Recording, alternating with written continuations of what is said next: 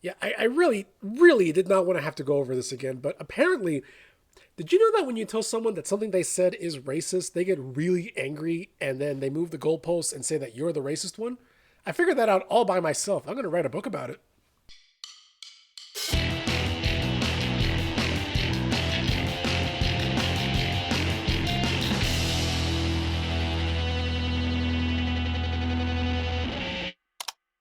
So before we get to all of that, let's actually recap what the original video and this one are about, because it seems to have gotten lost on some people that just saw racist and instinctively thought, no, I'm not. The point of this video is not to say, if you have concerns with the rings of power, you are racist. There are plenty of concerns from a lot of different people about the upcoming show. Everything from the costumes, the special effects, how's the compression of the story going to affect things? These are all legitimate concerns. I get that. There's nothing racist about any of that. The problem that I have, and a lot of other people have, is with one very specific complaint and the reasons that people are using to justify that complaint. It's the outright anger and venom being spit onto the internet by people who saw these pictures and just could not help themselves. And see, here's the thing. Every argument basically has two parts. You have your thesis and then you have your evidence. The thing you are trying to prove and what you're using to prove it. Everybody with me so far? There are legitimate criticisms to be made against any work, from the classics to the modern, to things you love and things you hate. Well, let's take another fandom that I'm a part of, Star Trek. There's a lot of people that don't like New Trek. Now, one of the criticisms against, for example, Star Trek Discovery is that it is an episodic work, which makes it difficult to just kind of jump into a random episode, because old Trek used to have primarily standalone episodes. This would also make it very difficult to bring in new fans, because you kind of have to watch the show from the beginning and can't just jump into the middle of an ongoing storyline. Now, while I actually do like New Trek, I like Star Trek Discovery, that is a valid criticism. That is something which is a critique based on what the thing is and what its purpose is. While I may not agree with the general idea a lot of people have that the new show sucks, they have a point in that its new nature would make it hard for new fans to kind of jump in. That's fine. The point is, it's an argument based on reality. A bad critique might be, why are there suddenly gay people in Star Trek? There didn't used to be gay people before, back in the 60s and the 80s and the 90s. And I would hope I don't have to explain why that is ridiculous, seeing as how it's a show that keeps evolving with the times and is a reflection of said times. So back to the Rings of Power, there's some critiques that make sense given what this is. There's people that are saying, for example, that the costumes look way too Game of Thrones. They don't quite look like, Tolkien inspired works. Okay, I can see that. You can put them side by side. You can see what they're talking about. Again, based on reality. But the specific critique that having a black actress and a Latino actor in this show portraying a dwarf and an elf, that is somehow wrong, that it is a slap in the face to Tolkien, that this ruins the work, that you cannot do this. That specific critique, that is what these videos are about. And like I showed you in the last video, it's a critique that doesn't actually make sense. Quick recap of the last video. If you don't want to mess with it, just go ahead and go to this time signature and you can just skip it. So in the last video, I went through 5 fairly popular streamers and their thoughts on this casting, and I broke it down, and it really came down to just 3 major points. Their first piece of evidence was that you couldn't have this casting because it went against the lore. There are no black and brown elves. That's what they said, except it is patently untrue. While Tolkien never specifically described elves and dwarves that look like this, he never said that all dwarves and all elves are white. A lot of people in the comments and in other videos keep pointing to Appendix F in The Lord of the Rings, in The Return of the King, where it specifically calls the elves fair.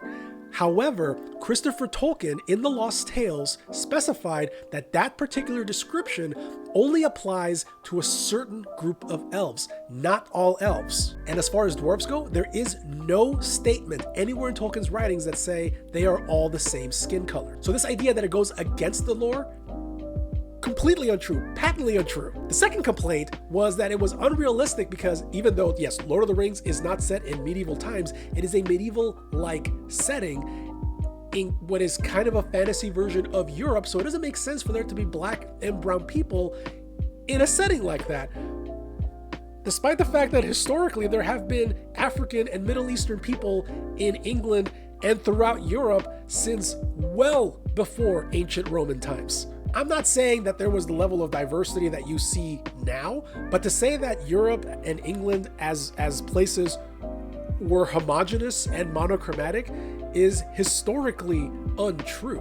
And the final thing, the thing which is a factual statement and which they think is sort of the final nail in the coffin on this debate is that, well, they're changing Tolkien. You know, they're changing all these other things, including the races and what they look like. So it is a slap in the face to Tolkien. However, I pointed out that that is a charge you can also level against Peter Jackson's works. Peter Jackson's original Lord of the Rings trilogy makes significant changes to characters, motivations, settings, events. There are a lot of things that are Lord of the Rings in name only in Peter Jackson's work.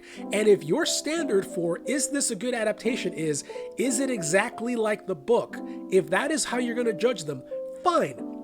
But do so consistently. If that's the metric you're using for the Rings of Power, then it should also be the metric you use for Peter Jackson's Lord of the Rings trilogy. And if that is the case, then you have to admit that Peter Jackson's movies are also a slap in the face to Tolkien, that they ruined the lore, that they ignored all these things, because they did. But they're not going to. Why? Because all of that is just smoke and mirrors for the thing they actually cannot say. They don't want black and brown people cast in the show. That was the last video, and I would have thought that that's kind of it. I mean, that's what they were all talking about. Those are the three reasons why you can't have this casting. You can't have a black woman playing a dwarf. You can't have a Latino man playing an elf. And then, like a Balrog out of the mines, the comments just flared up. So let's go a little bit deeper into what some of these new comments are, and I would just like to remind you that none of them actually were really disputing what I said the last time. It's just new criteria as to why this casting is wrong. The first thing that kept popping up was this thing about how, oh yeah, maybe there were black people in Europe and England in ancient times, but doesn't mean that they were also, you know, in Rohan and in Gondor and all these things. That's not what we were talking about. Move the goalposts. So a lot of these people admitted that yes, there are people of different colors in the world of Middle Earth, but they live in other places. Because, of course, because they're in different places, there's no reason that they would travel to the main setting of the books, right? I mean, that doesn't happen. I mean, it would be embarrassing if one of the major events in the book was literally thousands of people from these far-off lands traveling to Gondor. And if there's no movement between all these different places, how the hell did Sam know what an Oliphant was? Another point that kept getting brought up was that this is supposed to be a uniquely English or European work, all right? And as some other people brought up the idea that, oh, you know, some of the civilizations that are the focus of the stories are supposed to be based on, like, you know, Nordic stories or the Anglo-Saxons. That's what they're supposed to do. Let's put a pin on the Nordic thing for a second, but this thing about they're supposed to be Anglo-Saxons. You really don't want to use that as an argument for why you can't have black and brown characters in Lord of the Rings. Because I don't know how to tell you this, but the Anglo-Saxons were not originally English. Anglo-Saxons came from other places and then came to England. So if you're saying that Anglo-Saxons were English, even though they weren't from there originally and then they arrived and then they lived there and had their lives, if you're okay with calling them English, but not the black and brown people who came from other places and came to England and call that their home, they're not really English. Well, I know what the difference is between the two of them, but I'm not going to say it yet. They mean white. The other new complaint was, well, not really a new complaint. It got touched upon in some of the videos, but I think I cut those parts out, was that this is all just part of casting diversity and trying to meet diversity quotas. A lot of people kept throwing around the phrase, oh, Lord of the Rings is being blackwashed. They're taking white characters and making them black. You know, make your own characters. They did. They very much did. These two, they're new characters. Nobody was blackwashed. And given comments like this, it's a little difficult to not think of people being angry at just seeing somebody who is black or brown on TV, because the argument seems to be that, oh, we're putting black and brown people in everything. They're just everywhere. See, here's the thing. At least in American media, there was a Nielsen study from about a year and a half ago that showed that people of color and, queer characters and all these different things, despite what some people say as like, oh, they're everywhere, they're putting in, it's too much, it's overrepresented. The opposite is actually true. The only two groups that are overrepresented are white people and black people. And black people are overrepresented by 4%. White people, on the other hand. So if you're looking at something like this and you're thinking there's too many of these people in our media, what you're reacting to is actually an underrepresentation of what the United States actually looks like. Which makes me wonder that if on television it ever actually looked like what the country looks like, these people's heads would explode. The other new argument is that Lord of the Rings is very much based on Nordic myth, and the Nordic people and their myths were very much white. Okay, yes. I do believe there are some letters where Tolkien specifically describes that this is based on Nordic myth. I think I'm half remembering. But as an English teacher, as a composition teacher, I would like you to please note certain definitions here, like based on is not the same as is. Let me give you an example here. 2013's The Avengers is based on a 1960s comic. It is not actually the story of the comic. In fact, the story is very different. For a couple of things, there is no Hawkeye, there's no Black Widow, there's no Captain America. And Hank and Janet Pym are founding members of the Avengers. Something else that the original comic had, but the movie didn't, was an all-white cast. And I don't mean just the main characters, I mean everybody. I'm talking background characters. Every single person in the original comic is white. Did anybody at any point say The Avengers is based on this comic? Why are they not all white? Of course not. I mean, The Lion King is based on Hamlet, and I don't hear anybody complaining that the animals don't have British accents except for one of them. Oh, wait, no, I'm sorry, The Lion King. That's set in Africa. Oh my God, they blackwashed The Lion King. The next argument was one that I thought I addressed in the video, but apparently it wasn't clear. This weird idea that the Rings of Power and its producers and writers are not respecting Tolkien. That is a really weird thing to say when they have actual Tolkien scholars on the payroll. Now, the most that I can figure out what that they mean by that is that Peter Jackson, in their eyes, respected the books by adhering to them and not changing things. Basically, they feel that Jackson did the books justice, even this in spite of changes. Several people in the comments were even specifically saying that Jackson said that he did not want to insert modern ideas into the Lord of the Rings. So it would be very embarrassing if I actually pointed out a couple of places where Peter Jackson included modern ideas in his Lord of the Rings adaptation. Pointed it out in the last video, but the character of Aragorn was changed from basically a warrior into a very angsty kind of 90s hero. The love story in the movie is very much a dating what daddy hates story. Elrond doesn't want Arwen marrying Aragorn, not because of, oh, he's not the king of, of these two places. He does not have these titles.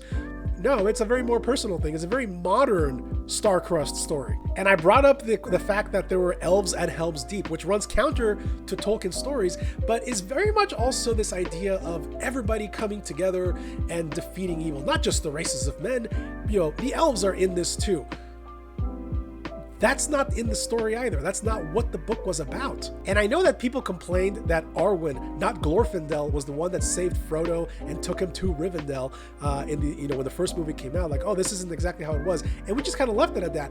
I don't recall anybody, to this day still lamenting that, they turned Arwen into Xeno warrior princess, and that being a modern interpretation ruined the work.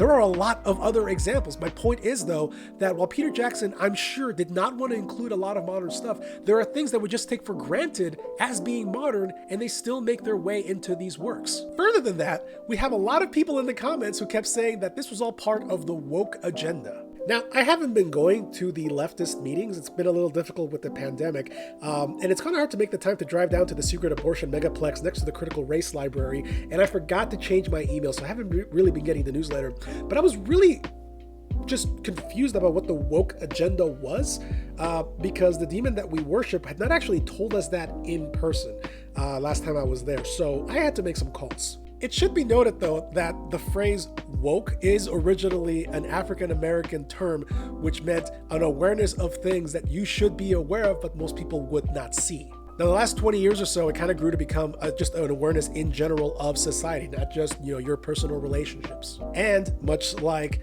politically correct and critical race theory, it has now sort of become this pejorative from the conservative side of things. It's basically just a term that gets thrown around whenever something isn't like 100% capitalist or heteronormative or cisnormative, or does not go with what would be considered to be normal or conservative. What I think they're talking about is casting more minority actors in roles, as though they're trying to fill some kind of quota, which I mentioned before. Now, what that's referring to is this idea that certain places of employment must have a minimum of certain people in order to be considered diverse, that you do it on purpose. Now, while I don't doubt that there are some places that actually tried to do this at some point in various times, this charge is being leveled against the work without having seen these actors actually perform. Like, we don't know anything about their characters. We have like a minute of footage.